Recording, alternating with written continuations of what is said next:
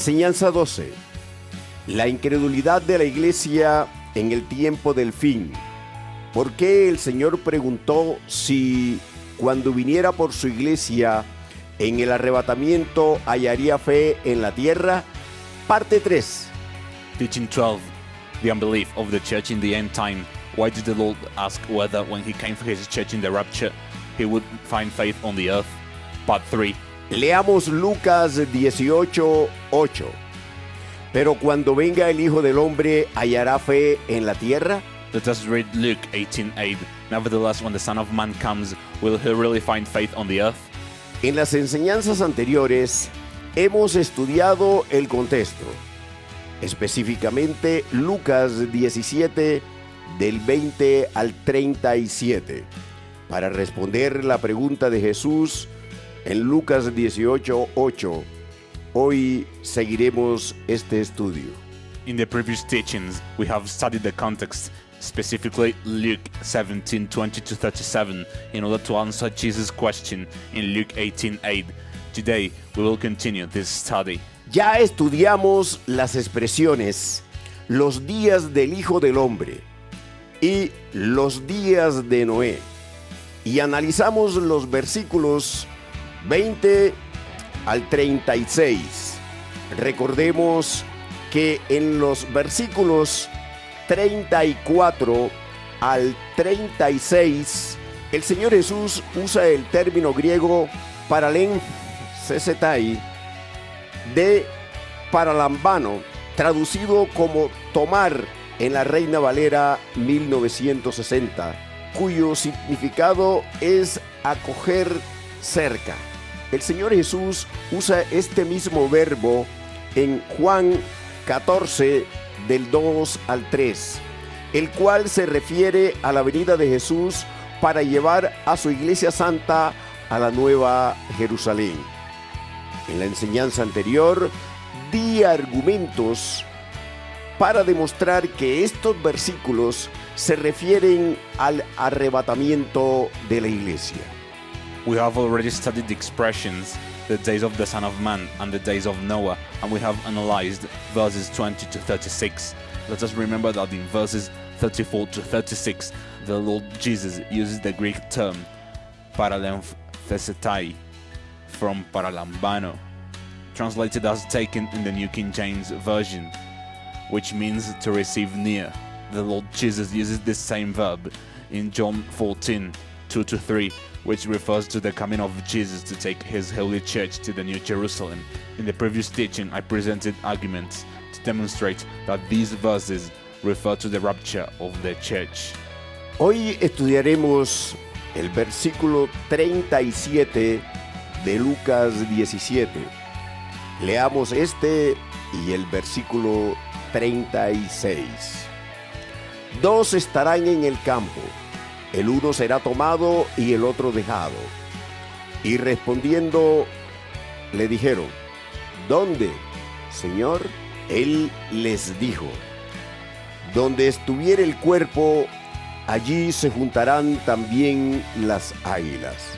La interpretación teológica tradicional de Lucas 17:37 es que se refiere a la segunda venida de Cristo, por cuanto lo relacionan con Mateo 24:28.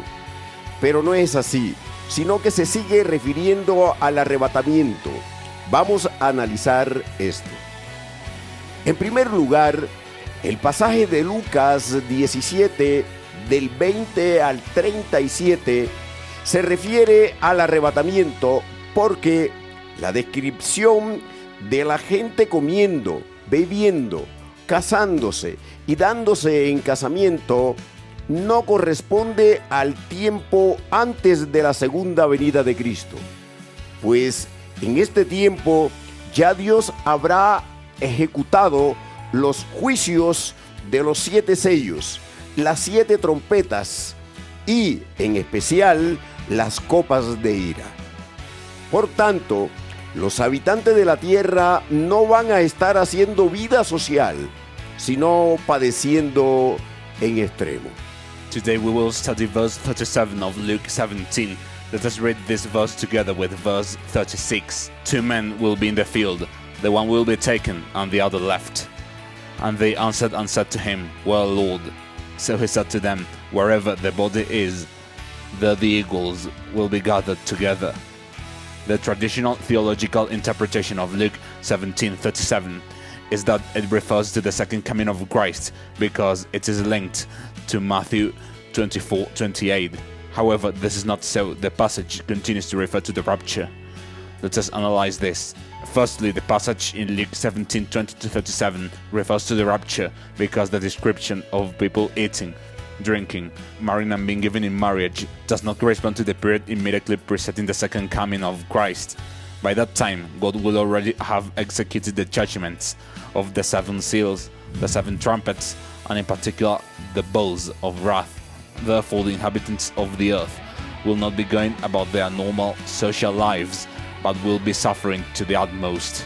La descripción de la normalidad social en Lucas 17 del 20 al 37 se refiere a este tiempo que estamos viviendo ahora, justo antes del arrebatamiento. Y por ello, a los hijos de la noche y de las tinieblas, este evento los tomará como ladrón en la noche. Dentro de estos hijos de las tinieblas está la iglesia apóstata, cortada en el juicio del desamparo, la cual está muerta como la iglesia de Sardis, a la cual el Señor le dice que no sabrá ni el día ni la hora de su venida en el arrebatamiento. Los apóstatas cortados son los siervos malos de los cuales el Señor dice que no sabrán el tiempo, ni el día, ni la hora de su venida por la Iglesia Santa. The description of social normality in Luke 17:20-37 refers to the time in which we are living now, immediately before the rapture. Therefore, this event will overtake the sons of the night and of darkness like a thief in the night. Among these sons of darkness is the apostate church, which has been cut off in the judgment of forsakenness. She is dead like the church in Sardis, to which the Lord says that she will not know the day or the hour of his coming at the rapture. The apostates who have been cut off are the evil servants, of whom the Lord says that they will not know the time, the day or the hour of his coming for the Holy Church. En segundo lugar, en cuanto a la relación entre Mateo 24, 28 y Lucas 17, 37, la palabra traducida en la Reina Valera 1960 como cuerpo corresponde a 2 palabras diferentes en griego. En Mateo 24, 28 se usa cuerpo muerto, toma, mientras que en Lucas 17, 37 es soma. La expresión es hoputusoma, que significa donde esté el cuerpo. Además, Lucas usa el verbo episinak thezontai, serán reunidas, serán congregadas allí, que en la versión Reina Valera se traduce como se juntarán. Secondly, regarding the relationship between Matthew 24:28 and Luke 17:37, it is noteworthy that the New King James Version distinguishes between the 2 Greek words in its translation. In Matthew 24:28, Toma is translated as carcass, meaning dead body, whereas in Luke 17:37, Soma is translated as body. The expression is hopotosoma, which means where the body is. Furthermore, Luke uses the verb episinachthesontai, meaning they will be gathered or they will be assembled there, which in the New King James Version translates as will be gathered together. Por lo tanto, no se debe tratar como equivalentes Mateo 24, 28 y Lucas 17, 37.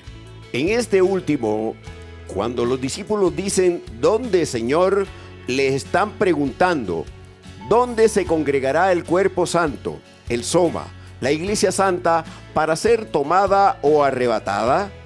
Es de notar que en las Escrituras a la Iglesia Santa se le denomina explícitamente como cuerpo de Cristo. En 1 Corintios 12, 27 y Efesios 4:12, mientras que en Romanos 12:5 y en Efesios 5:23 también se hace referencia a la iglesia como el cuerpo de Cristo. Therefore, Matthew 24:28 and Luke 17:37 must not be treated as equivalent. In the latter passage, when the disciples say, "Where, Lord?" they are asking him, "Where will the holy body, the soma, the holy church be gathered together to be taken or caught up?" It should be noted that in the scriptures, the holy church is explicitly called the body of Christ in 1 Corinthians 12:27 and Ephesians 4:12, while Romans 12:5 and Ephesians 5:23 also refers to the church as Christ's body. En 1 Corintios 12, del 12 al 27, es donde el apóstol Pablo explica en detalle por qué la iglesia es un cuerpo, soma.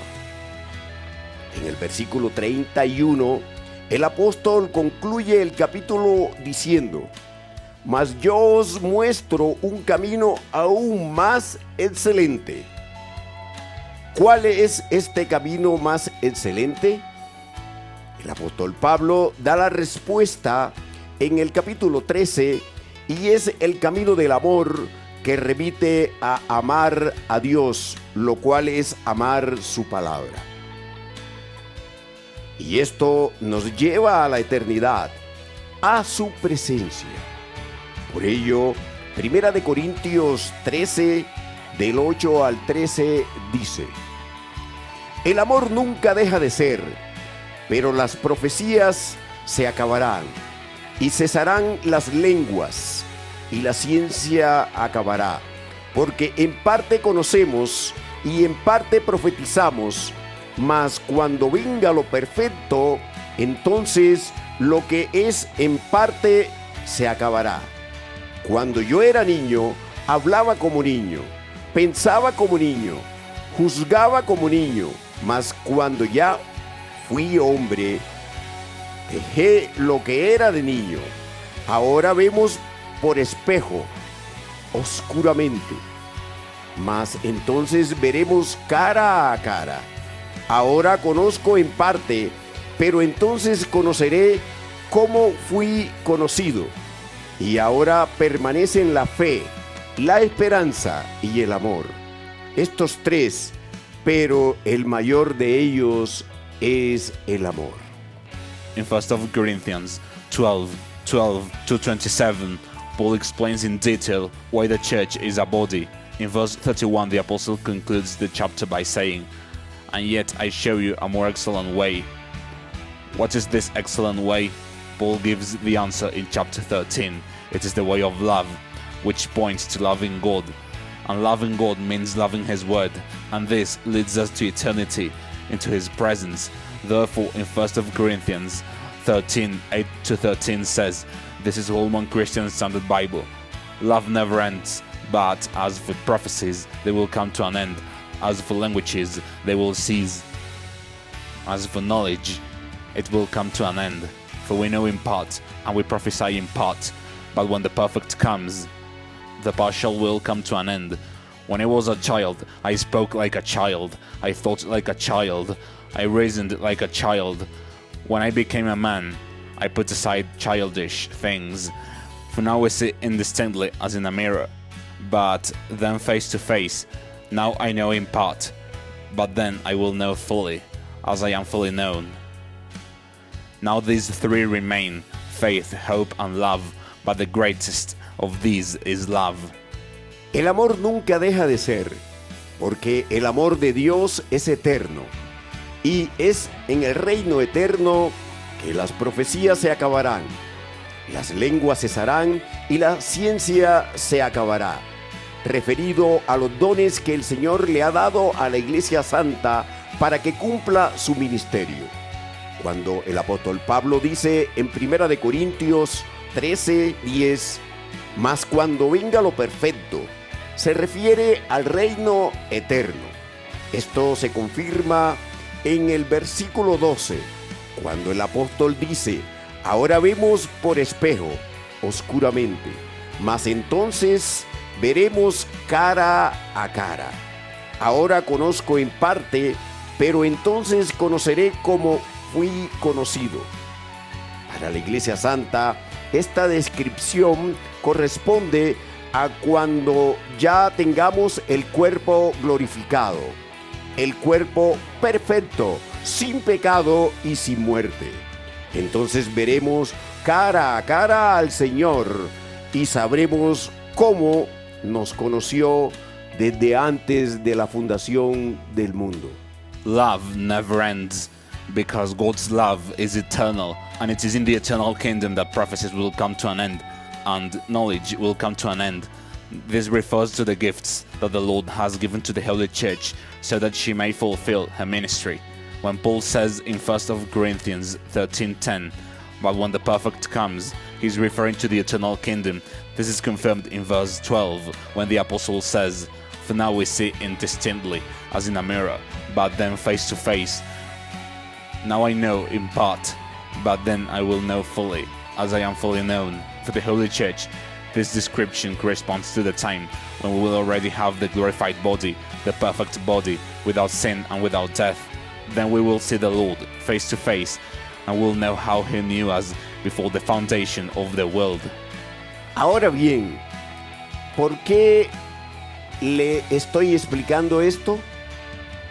Lo explico para demostrar que el Señor ubica la enseñanza de la Iglesia como cuerpo o soma de 1 de Corintios 12, en el contexto del final de la dispensación de la Iglesia, cuando acontezca la resurrección, la glorificación y el arrebatamiento, cuando veamos cara a cara al Señor Jesús. Él viene por un cuerpo, soma, unido por las coyunturas, que ha crecido en el conocimiento de Dios y se ha edificado en amor, pues Jesús presentará a sí mismo una iglesia santa, sin mancha, sin arruga, un cuerpo puro.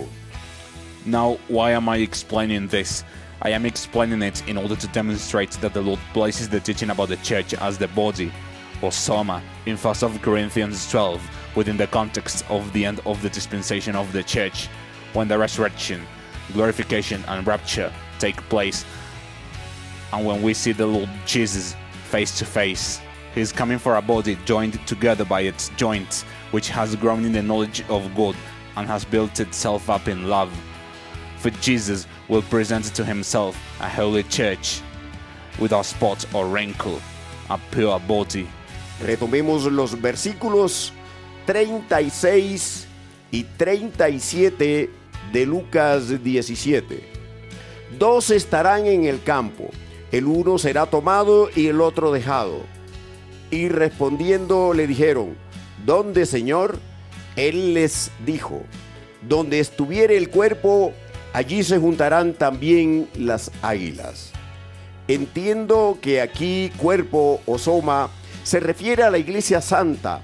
Podemos interpretar el versículo 37 de la siguiente manera: donde estuviere el cuerpo santo de Cristo, la Iglesia Santa, allí se congregarán los creyentes para ser arrebatados. Interpretamos la palabra águilas como los creyentes que serán levantados por Cristo para llevarlos a la nueva Jerusalén. Esta interpretación de las águilas como los creyentes de la Iglesia Santa se sustenta en Isaías 40:31. Pero los que esperan a Jehová tendrán nuevas fuerzas, levantarán alas como las águilas, correrán y no se cansarán, caminarán y no se fatigarán. Isaías describe nuestro cuerpo glorificado que nunca se cansará. ¡Aleluya! Let us return to verses 36 and 37 of Luke 17. 2 men will be in the field, the one will be taken and the other left. And they answered and said to him, Well, Lord. So he said to them, Wherever the body is, there the eagles will be gathered together. We understand that here the body, or soma, refers to the Holy Church. We can therefore interpret verse 37 as follows. Wherever the holy body of Christ, the Holy Church, is, there the believers will be gathered to be caught up. We interpret the word eagles as referring to the believers of the Holy Church, whom Christ will lift up and take to the New Jerusalem. This interpretation of the eagles as the believers of the Holy Church is supported by Isaiah 40:31. But those who wait on the Lord shall renew their strength. They shall mount up with wings like eagles. They shall run and not be weary. They shall walk and not faint. Isaiah describes our glorified body, which will never grow weary. Hallelujah. Con base en este análisis, podemos concluir que los creyentes se congregarán o se reunirán en las diferentes partes de la tierra. Por ello, el Señor Jesús usa el verbo episinak thesontai. Es el mismo que Pablo usa en 2 de Tesalonicenses 2:1 cuando habla de nuestra reunión con el Señor Jesucristo. Cuando venga por la Iglesia Santa, lo cual se remite al arrebatamiento. Leamos. Pero con respecto a la venida de nuestro Señor Jesucristo y nuestra reunión con Él, os rogamos, hermanos. La expresión en griego para nuestra reunión con Él es episinagoges auton. Con este análisis hemos terminado el estudio del contexto de la parábola de la viuda y el juez injusto en Lucas 18:8, en la cual el Señor preguntó en el versículo 8, pero cuando venga el Hijo del Hombre, ¿hallará fe en la tierra? Based on this analysis, we can conclude that the believers will gather or be gathered together in different parts of the earth. This is why the Lord Jesus uses the verb episinach thesontai. It belongs to the same lexical family as the term Paul uses in 2 Thessalonians 2:1 when he speaks of our gathering together with the Lord Jesus Christ when he comes for the Holy Church, which refers to the rapture. Let us read. Now, brethren, concerning the coming of our Lord Jesus Christ and our gathering together to him, we ask you. The Greek expression for our gathering together to him is episinagoges, ep auton.